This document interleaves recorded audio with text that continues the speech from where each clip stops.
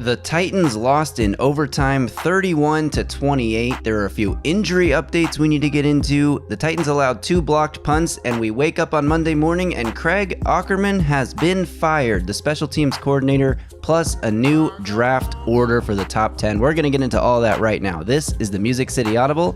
Let's get to it. Welcome everyone to another episode of the Music City Audible podcast presented by Broadway Sports Media in partnership with 440 Sports. I'm Justin Graver, and joining me as always is Justin, Melo, and Justin. I've been harping on it the last couple weeks, but I will officially relinquish the hope. The playoff dream is dead. It's dead. It's died a very violent death.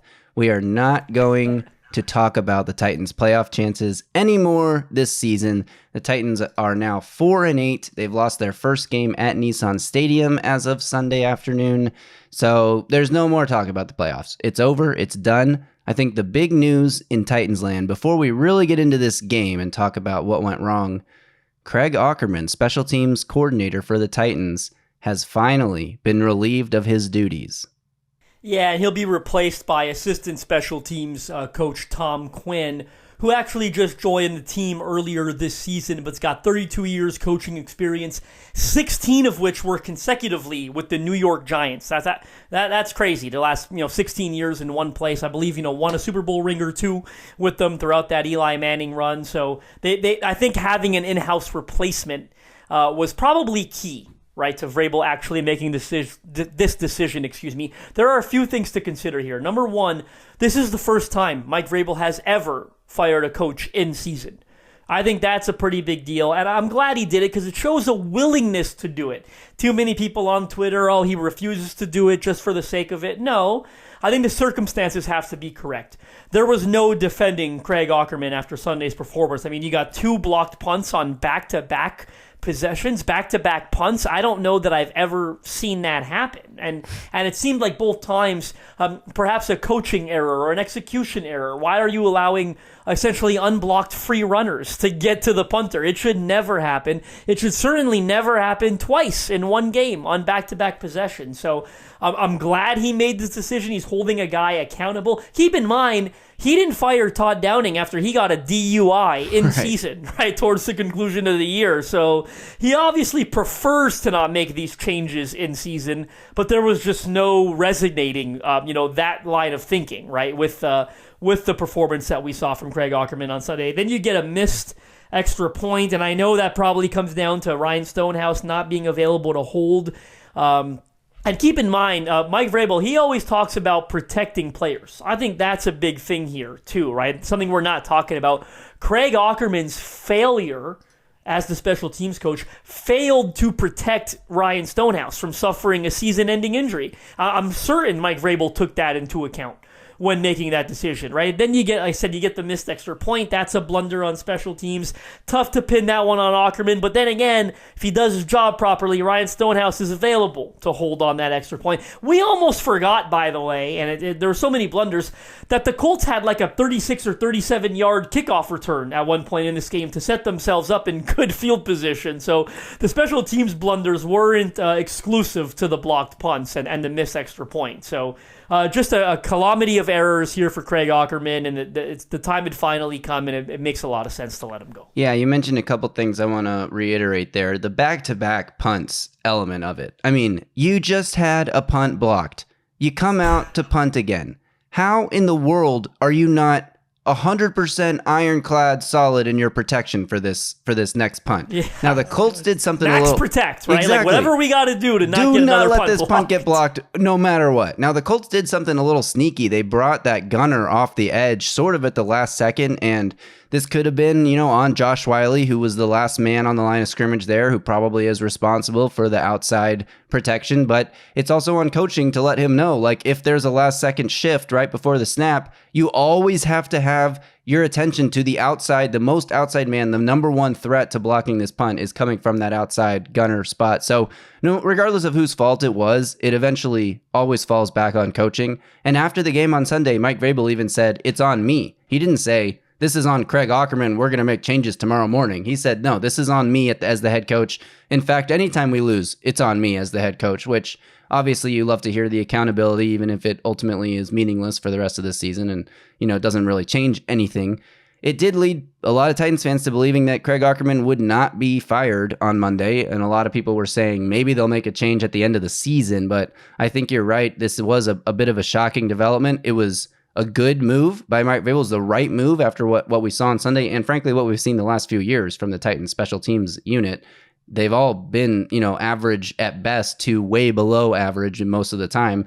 Seen it with all the kicking issues, and some of that is to do with identifying a kicker, but haven't seen hardly any explosive kickoff returns. We've seen the team give up a lot of explosive kickoff returns. There's just been a lot of special teams issues under Craig Auckerman. So this move makes sense. But I think ultimately you nailed it when you said it's about protecting the players. If Ryan Stonehouse doesn't have a broken leg today, Ryan Stonehouse underwent season-ending surgery. He will not be punting again this year for the Titans, which is a real shame because he was on track to set some records for, net punting yards and overall punting. He's been a great punter for the Titans in his first 2 years here, so it's a shame that he won't get to finish out the season on a historic pace that he was on. Ultimately, it doesn't matter for the Titans as a team because they're not winning anything this year, and they'll be lucky to win another game this year. But if he doesn't have that season-ending injury, do we wake up today to the news of Craig Auckerman being fired? And I say wake up today because I'm on the West Coast where time is a lot different. It probably happened while you were awake already. That's a tough question to answer. Maybe, maybe not, because you still would have had 2 blocked punts, right, which is inexcusable. You still would have had the kickoff return that you gave up. But then again, maybe you win that game in regulation if Stonehouse is not hurt because he's available to hold on that extra point, right? So it's and maybe you don't fire anyone after a win, right? So I think that's probably the most interesting wrinkle to that conversation. But I ultimately feel like you still would have had 2 blocked punts, you still would have given up the kickoff return for 40 yards, whatever it was. So I think maybe you still fire him, but I do think that having the player get hurt due to your failure to protect him probably is the most damning thing for Mike Vrabel. Yeah, I agree. All right, let's talk about this game a little bit, and then we'll do some injury updates, and then we'll get into the updated NFL draft order for 2024. This game was a calamity of errors, as you said, on special teams, but that pretty much sums up the game because it was those special teams blunders that put this team in a really tough position to win the game. Despite that, Will Levis leads a drive down the field with little time remaining, down 6 points, and ends up scoring what should have been the go-ahead game-winning touchdown on a nice back-of-the-end zone touchdown pass to DeAndre Hopkins. But then the aforementioned missed extra point occurs there. You leave it in a tie game. Colts don't even try to move down the field for a game-winning field goal. They just kneel out and say, let's go to overtime. Then the Titans win the toss in overtime. They get the ball first. They put a nice drive together with Derrick Henry not even watching from the locker room because of the potential, we'll get into this a little bit later, concussion that he may or may not have suffered that was keeping him out of that game. Tajay Spears operating as the lead back looked great in the touches that he got. Will Levis commands the offense and leads them on a nice drive that eventually stalls out. You come out for the field goal. Everybody's crossing their fingers that there's no operational issues here with Ryan Tannehill acting as the holder after we saw the missed extra point already. But Nick Folk drills the field goal, and you're thinking, wow, the Titans might actually win this game. All they got to do is get one stop. And the Titans get that stop on 3rd down. But not so fast. There is a flag. Illegal contact on Sean Murphy-Bunting. Very next play, Sean Murphy-Bunting burned deep, makes the tackle inside the 5-yard line on what could have been the game. That could have been the game-ending touchdown pass deep to Alec Pierce there. Murphy-Bunting makes the tackle. Couple plays later, Titans do give up the game-winning touchdown. Trey Avery trying to guard Michael Pittman one-on-one on a little switch release in the back of the end zone. A really nice play by the Colts. They run that rub route concept. They make it look like the inside receiver is going to rub to the outside off the outside receiver, but instead he cuts back to the inside, catches the defense off guard. Why you're leaving Trey Avery one-on-one in that situation, 4 yards away from the end zone, is mind-boggling to me. I mean, put a safety over the top of that Twins wide receiver formation and trust your linebackers and your defensive line to stop them if they hand it off. That safety can crash downhill. Why you're leaving the cornerbacks on an island out there that close to the line of scrimmage against Michael Pittman, who's torched you all day. Whatever, that's another conversation. But the Titans had every chance to win this game. Too many blunders, too many self-inflicted mistakes, and they lose. And you've got a great safety in Amani Hooker who's very instinctual, right? So if you have him over the top there, I trust him, where if it's run, he's going to get downhill in time, potentially to get in on a stop.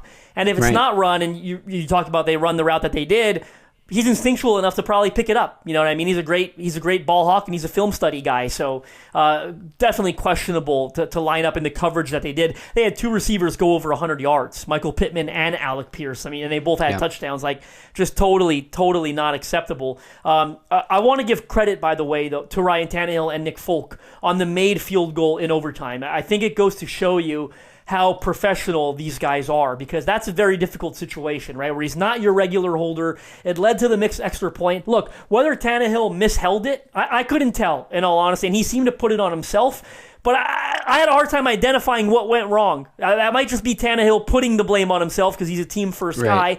And I don't blame Nick Folk either, because so much of kicking is mental, and he knows he doesn't have his regular holder in there, and that can throw you off. But give them credit for going to the sideline, working on it tirelessly. Every time the camera panned that way, they were working on it. They were talking about it. You get the field goal attempt in overtime, and it wasn't a gimme, right? It was like a 47-yarder, I think. It certainly wasn't. It was a lot further than the extra point was that they missed just minutes earlier, but they execute the operation and they make it. So they deserve a lot of credit for that, in my opinion. And one more thing I'll just bring up.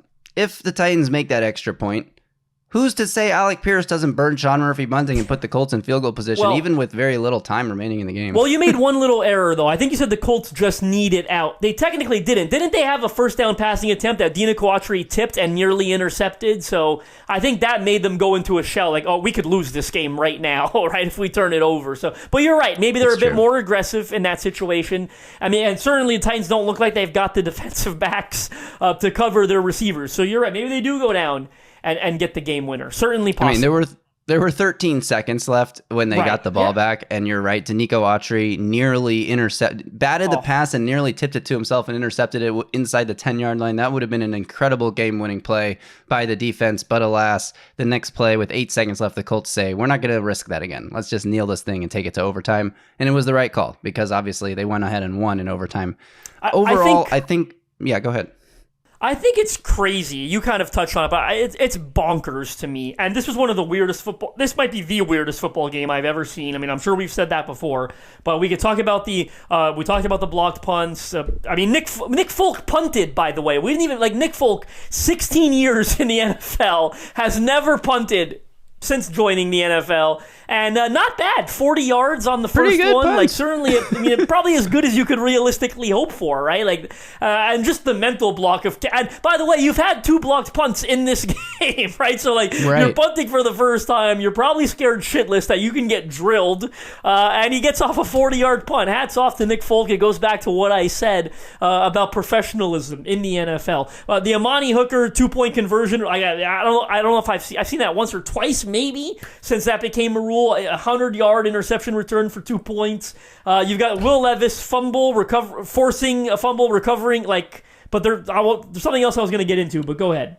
The best part about the 2-point pick two conversion, Matt Ryan on the call for this game. I'm sure NFL fans remember when the Falcons were playing the Saints, and they go for 2 to try to go up by 3 with very little time left in the game, and Matt Ryan throws a pick 2. The Saints return it and go from being down 1 after giving up a touchdown to going up 1, and Matt Ryan's like, yeah, I've been on the other end of those before. It's not a good feeling. It's great that they had him on the call for that play. I just wanted to say that. I wanted to mention all the weird stuff that happened, because it would have been crazy for us not to mention the Hooker pick 2 and the Will Levis fumble, then making a tackle. By the way, he forced that fumble, recovered it, and then signaled for a first down. Did you see? I mean, that was hilarious that he signaled first down on that. I wanted to mention all that because it would have been crazy of us not to. But what I was going to get into before I interrupted myself, so to speak, is how crazy is it that despite, you do not win football games in this league making those special teams errors. You just don't, right? And on top of it, you're a bad football team, right? The Kansas City Chiefs, maybe not this year, but maybe they're the type of offense that could overcome that, right? A couple special teams runners. The Titans don't look like a team that could overcome that, and yet they should have, right? They still should have won this game despite those errors. They should have made the extra point at the end of the fourth quarter and potentially won that game right there. They should have got a stop in overtime when they already had a lead to protect. They ran the ball so effectively. Derrick Henry goes over 100 yards. Tajay Spears with like 80 rushing yards, and obviously wasn't the bell cow, right? Replaces Henry. So it's like, they should have won this game. Will Levis, he said after the game that he thought it was the worst game he played as a Titan. I didn't agree with that at all. I love his accountability for putting that on him, but I was in line with Mike Vrabel, who, if you saw circulating on Twitter, there was a clip of him telling Will Levis that he played his ass off right after the game concluded in the tunnel. I thought Will Levis played a pretty good game. Yeah, there's certainly a couple throws he probably would have liked to have back. The offense really stalled at the beginning of the second half there. That it kind of helped Indy mount the comeback initially. They had, 3 or 4 3-and-outs? I mean, that is not good. That is very bad. And Will, certainly owns some of that. But in that first half especially, I thought he was really, really good. I thought he was aggressive. He was confident. He was poised. He made a bunch of big-time throws. I thought he played a really good first half. And again, you got to close it out, and some of that second half has to fall on him.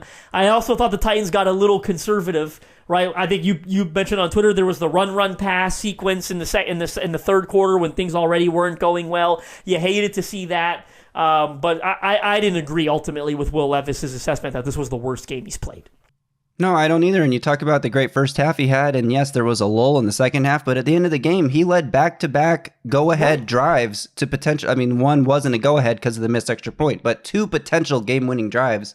Obviously, if you don't win the game, that's not on him, right? He did lead a go-ahead drive. It's not on him that they don't make the extra point. He did his job. He did his job there to lead the team, to put them in a position to win, even after a lackluster second half where I think they had 5 straight 3-and-outs, which is as much on play calling as it is on execution in those situations. Like, you got to have something to just get the team going when they make that many mistakes. I don't know if it was make that many mistakes, but when they're just that flat, you have to do something to help your offense. You can't just say it's on the players to execute always. So it is on them, but it's just a both situation. So overall, I agree with you. I thought Will Levis played a great game. I don't love seeing him dive over, like try to hurtle head first over a pile of 3 players and get hit around like the helicopter move, like the John Elway copter.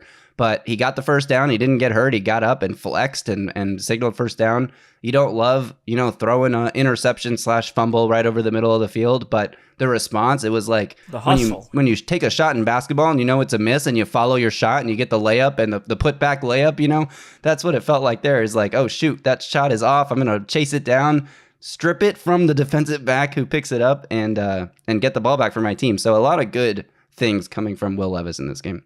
And I want to mention, while we finish up the topic on Will Levis, I want to mention the sideline sequence where he gave it to DeAndre Hopkins. Yes. I loved it. I thought that was incredible to see. Too. First of all, his willingness to kind of dig into a receiver that surpassed 12,000 career yards in this game and is a Hall of Famer, in my opinion. I thought that was, I love to see it because you know what? There's no bad blood. Those are 2 competitors, 2 leaders going back and forth. I thought that showed a lot of growth from Will Levis as a leader. And by the way, on that topic, you may have noticed, or I noticed at least, earlier in the week, someone asked him about that. One of the members, I can't remember if it was Teron or Jim or John or Terry, they asked him about that, about growing into the leadership role, and I thought he gave a very honest answer and assessment if you didn't see it. He essentially said, I'm still figuring it out. And he should still be figuring out. He's a young guy that started, 6 career games now, or whatever it is. So I'm still learning when to speak up, when not to speak up. He mentioned a couple times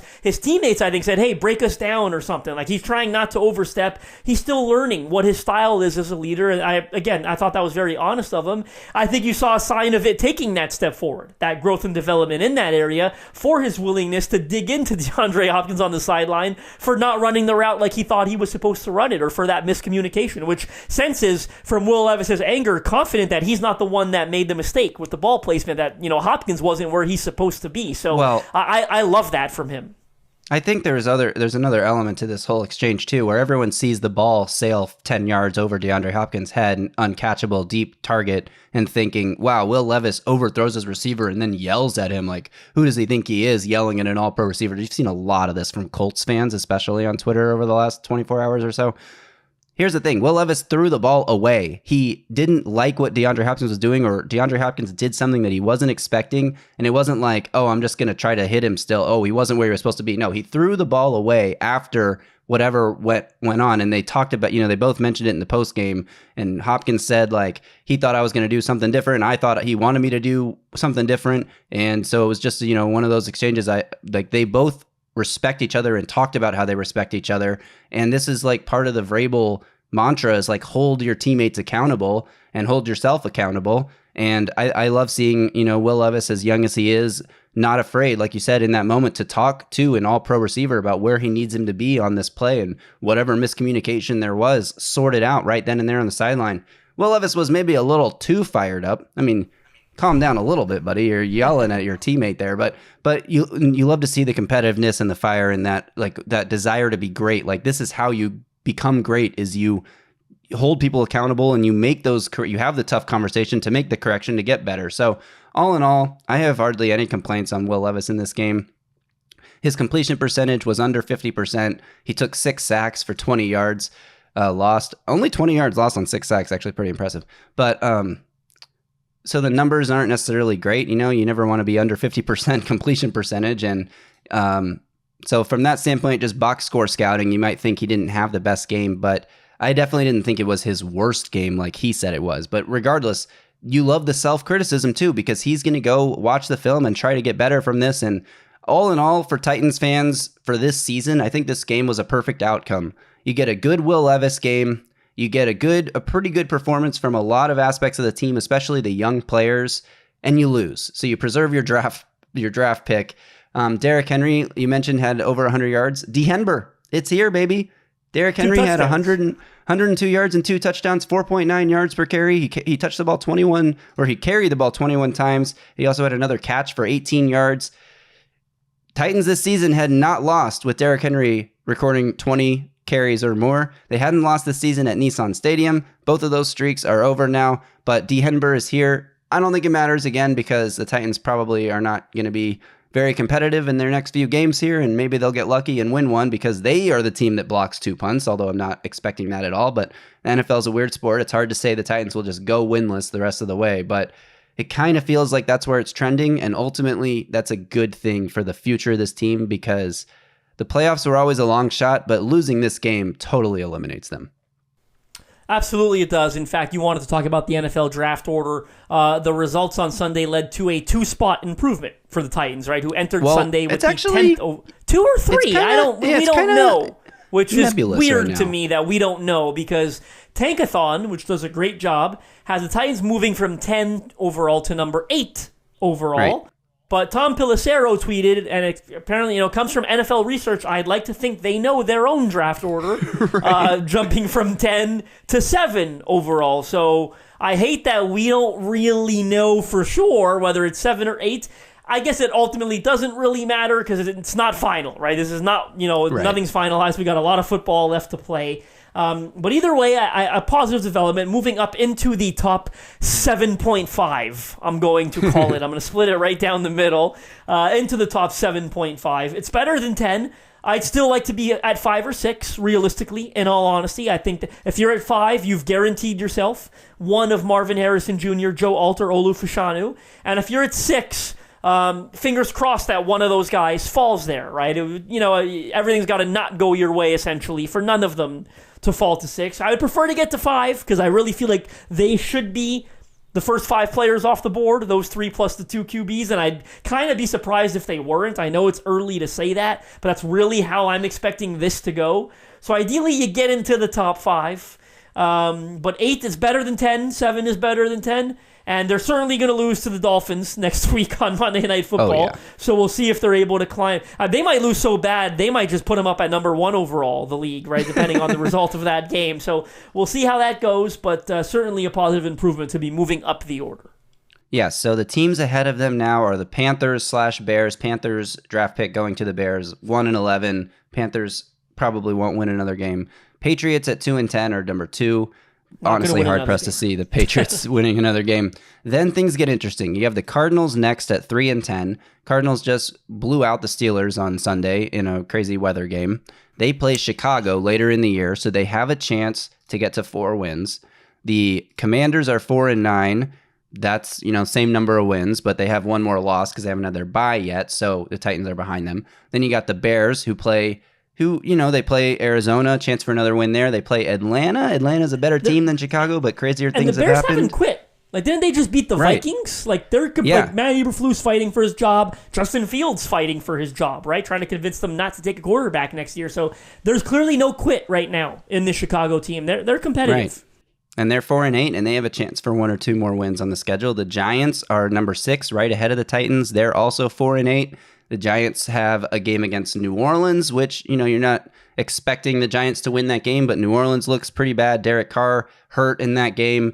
Anything's possible there. The Giants could certainly get a 5th win, and then the Jets are the team. Sorry, that's exactly. They just beat the Commanders recently. Tommy DeVito is playing better. My man's getting meatloaf from the basement, and he's playing better. And they designated Tyrod Taylor to return from IR, so maybe they get an upgrade there at quarterback and hopefully steal one more. Exactly. So easy path for them to get to a 5th win. And then the Jets are the team right behind the Titans with the 8th pick, depending on where you look at the order. They're 4-8. The Jets have a game against New England, who has looked like maybe the worst team in the league the last couple weeks. Oh, yeah. So if I was the college football committee, I would have left New England out of the NFL this season. Like, that would have been the right move for them to make. They're not an NFL team. They are very unserious, the New England Patriots. Yeah. My favorite stat from Sunday, I think I retweeted it, the Los Angeles Chargers entered that game with a 5.5 spread, and they covered it by only scoring 6 points. That is hilarious. That is unbelievable. The Patriots have allowed like 23 total points over the last 3 weeks, and they're 0-3 in those games. Yeah. It's wild. Their defense is playing like one of the best in the league, but their offense is so bad. Anyway, the point is, there is a path for, of the 6 teams ahead of the Titans, 3 or 4 of them could pretty easily get to a 5th win. The Titans, pretty unlikely to get to a 5th win. Not that, division matchups against the Texans and the Jags are always closer than a non-divisional matchup. Dolphins on Monday night. We very much expect the Titans to lose by 30 points in that game. Seahawks have struggled here and there, but they were very competitive against the Cowboys. It would be pretty surprising for the Titans to pull out a win over the last 5 games on their schedule now. I'm going to say this. I think we're getting to all these other teams in front of them are going to win a game. The Titans are not going to win a game. A lot of it's hopeful thinking. I do ultimately think the Titans will pick 5th or 6th. That's my guess. I don't think they're going to work their way into the top 3 or 4. I still think the Giants are a worse team than the Titans. I think the Patriots are a worse team. The Panthers are a worse team, certainly. And I think it's probably close between them and the Jets right now with what's going on at quarterback. And Washington's got nothing left to play for. They fired the defensive coordinator, then went out there and still gave up 45, right, like on Sunday. So a lot of these teams are really bad. Yes, some of them play each other, like you said, the Jets and the Patriots, yada, yada. I think you said the Bears and the Cardinals. So it's like some of them are going to win a game by default, but I don't think the Titans are getting into the top 3. In fact, I feel confident saying they're not going to get into the top 4. I hope they do, but if I was making a prediction, they'd pick 5 or 6.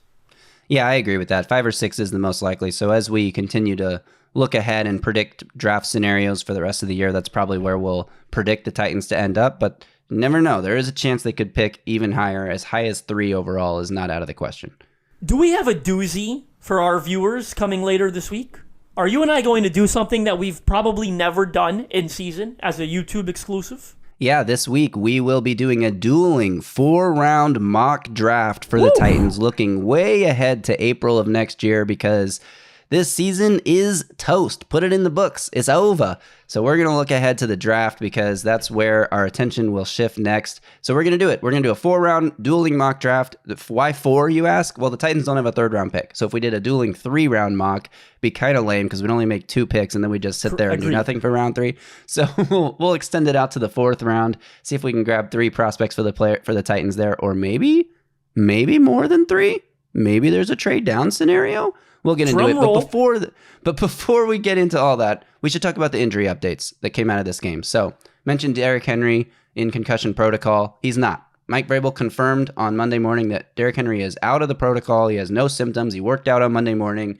Expected not to miss any time. You'll likely see him on the field on Monday night. Some players you won't see on the field likely on Monday night. Jeffrey Simmons, expected to miss a couple weeks with what they're calling a knee injury We'll see if he even comes back in a couple weeks, because by that point, when the Titans are 4-10, what's the point of Jeffrey Simmons rolling his big body back out there and putting pressure and weight on stress on that knee? You'd rather just have him healthy for next season, right? Ryan Stonehouse, we mentioned season-ending leg surgery, so he will not play again this year. And Christian Fulton apparently injured his hamstring near the end of the game. Big shocker there. Christian Fulton gets beat for a play, and oh, wait a sec. Actually, he didn't just get beat. He got hurt. That's why he got beat. I'm hurt. It's not my talent. It's my injury. So Christian Fulton probably won't play Monday with a hamstring injury. May have played his last game as a Titan. Too early to say that?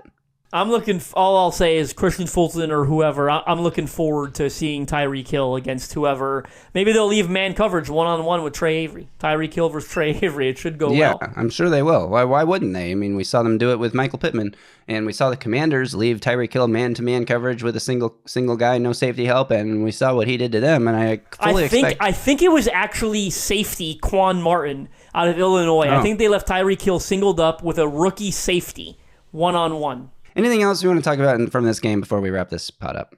No, quick on the injuries. Super weird that Adam Schefter said that Derrick Henry was in concussion protocol. Then Mike Vrabel came out and said he isn't. Obviously going to trust Mike Vrabel on that one. Although I will admit I find it a little weird that he's not in protocol. I mean, he left the game with a concussion. You kind of saw his head smack off the field there. Never came back. I wonder if the league intervenes later this week, in all honesty, and places him in concussion protocol. Stay tuned to our timelines. If that happens, we'll have already recorded this, but we'll certainly mention it on Twitter. Shame about Jeffrey Simmons. He's a guy that plays so hard for his team. If he can come back, it wouldn't shock me if he does. I agree with you that he shouldn't, but he's never been the type to mail it in, no matter their record. So if he's healthy, I wouldn't be stunned if he came back at some point, but I hope he doesn't, and just get ready for next year, as we are doing, as the Titans are doing, and certainly you and I are doing later this week with a dueling mock draft. Right. Oh, one other thing I wanted to talk about from this game. Jalen Duncan gave up 9 pressures and 3 sacks. He was by far the lowest rated Titans O-lineman per PFF grades, with his grade somewhere in the 30s. We were talking about Jalen Duncan, the future of the left tackle position. Mike Vrabel said they're just starting to scratch the surface with him. He said he told Jalen Duncan after the game Duncan was down on himself, and Vrabel said, hey, at least you care. So that's something. At least you care. Whatever that means. So Jalen Duncan struggled mightily in this game against Kwity Paye and some pretty good Colts pass rushers, Samson Ebukam and others. But I don't know. I think it's too early to judge off of one bad game, just like you wouldn't judge off of one good game too quickly. So we'll see how he plays down the stretch here, hoping for some positive signs of development. But right now, I think you probably still have left tackle at the top of your needs list for this Titans team. And if Jalen Duncan can contribute as a right tackle in the future or whatever, then that would be great. But at this point, I think you probably pencil him in as a swing tackle. A 6th-round pick that turns into a swing tackle that's a reliable backup is not a bad thing. It's a good pick. But yeah, the Jalen Duncan update was not good from this game. Yeah, he certainly struggled in pass protection. Worth noting, I thought he was pretty good as a run blocker in this game. I mean, that Derrick Henry first quarter touchdown run, the 20-yard run, whatever it was, the first touchdown, I think you saw him and Peter Skoronski work an excellent block together there. Chris Moore comes out and delivers the seal block for Henry to win the corner there. So there were some good things in the run. I mean, they ran for 200 yards of offense. So certainly Jalen Duncan did some really good things in the run game here. I think that's important to note as well, but no denying the struggles in pass protection. I mean, 9 pressures, 3 sacks. Was not a good game for him. He was better in his first career start against the Panthers. No surprise, Colts overall have a more talented D-line than the Panthers do. Certainly more depth at the edge rushing positions than the Panthers do. So, no, it wasn't very good in pass protection. It was bad. We'll continue evaluating down the stretch, but certainly left tackle remains number 1 on this team's offseason wish list. Yeah, left tackle, wide receiver, cornerback are the top 3 needs as far as I have evaluated them. And then right tackle, center, maybe, I don't know, there's some other positions you could throw in there too. I agree. Yeah, right tackle I probably put 4, and interior offensive line might be 5. Maybe I put another corner actually 5th, and then interior offensive line 6th. Right, tight end maybe too. Anyway, there's a lot of needs this team will address. They have a lot of money to do so, and that's going to be the main focus of this podcast for the next 5 months probably. Anyway, all right, that'll do it for today. Make sure you are subscribed to the YouTube channel, the Music City Audible Podcast. Follow Justin on Twitter at JustinM_NFL. You can follow me at Titans Film Room. We'll be back later this week to preview the Monday night matchup with the Dolphins, and also, as Justin mentioned, with a dueling mock draft YouTube exclusive video. So make sure you're subscribed to the channel so you don't miss that when we drop it. Until then, y'all stay safe out there and tighten up.